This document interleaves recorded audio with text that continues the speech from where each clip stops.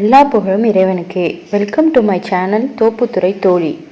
இப்போ நம்ம பார்க்க போகிற வீடியோ பிரெட் தூள் எப்படி செய்யலாங்கிறது தான்.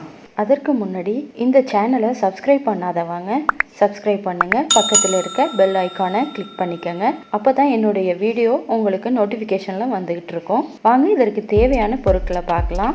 பிரெட்டு 8 எடுத்திருக்கேன், காஞ்ச மிளகாய் 15 எடுத்திருக்கேன். வாங்க இதை எப்படி செய்யலாங்கிறத பார்க்கலாம்.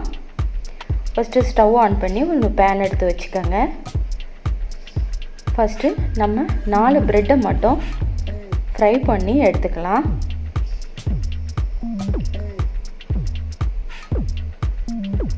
அதில் ஈரங்கிறது இருக்கக்கூடாது, அதுக்காக தான் நம்ம அதை கொஞ்சம் ஃப்ரை பண்ணிக்கிறோம். அதை 2 பக்கமும் அதை திருப்பி போட்டு ஃப்ரை பண்ணி எடுத்துக்கோங்க. நீங்கள் அப்படி ஃப்ரை பண்ண விரும்பலைன்னா 2 நாள் ஃப்ரிட்ஜில் வச்சுருந்தீங்கன்னா அது ட்ரை ஆகிடும். அதுக்கு பிறகு கூட நீங்கள் அதை எடுத்து தூளாக்கிக்கலாம். இப்போது நம்ம அதை ஃப்ரை பண்ணி எடுத்தாச்சு.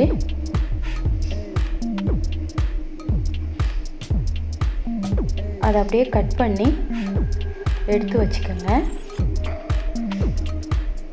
ஃபஸ்ட்டு நம்ம 4 மட்டும் தூள் பண்ணிக்கலாம். இது ஸ்வீட்டுக்கு யூஸ் பண்ணுறதுக்காக நான் ஃபஸ்ட்டு இதை உங்களுக்கு காட்டுறேன். ஒரு மிக்ஸி பவுலில் போட்டு அதை அப்படியே தூள் பண்ணி எடுத்துக்கோங்க. பாருங்கள், இந்த பதத்துக்கு இருந்தால் போதும். கொஞ்சம் கொரகொரப்பாக தான் இருக்கணும், ரொம்ப நைஸாகவும் அடிச்சிடாதீங்க.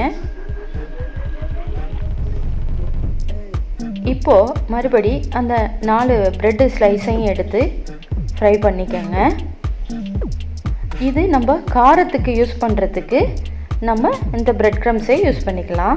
இதையும் கொஞ்சம் 2 பக்கமும் திருப்பி போட்டு நல்லா டோஸ்ட் பண்ணிக்கோங்க.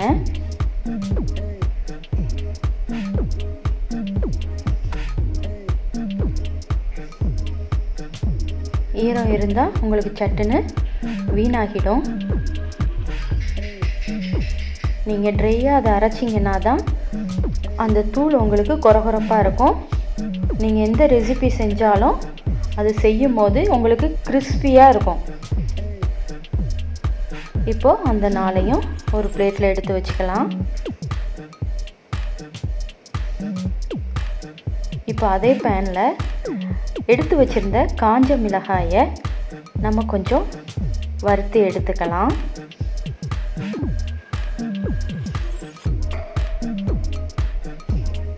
இது கூட தான் நம்ம அந்த ஃப்ரை பண்ணின ப்ரெட்டை அரைக்க போகிறோம். ஃபஸ்ட்டு அந்த மிளகாயை அரைச்சிக்கலாம்.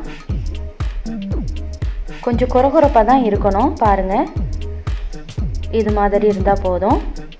இது கூடவே நம்ம ஃப்ரை பண்ணி வச்சுருந்த 4 ப்ரெட்டையும் ஆட் பண்ணுறோம்.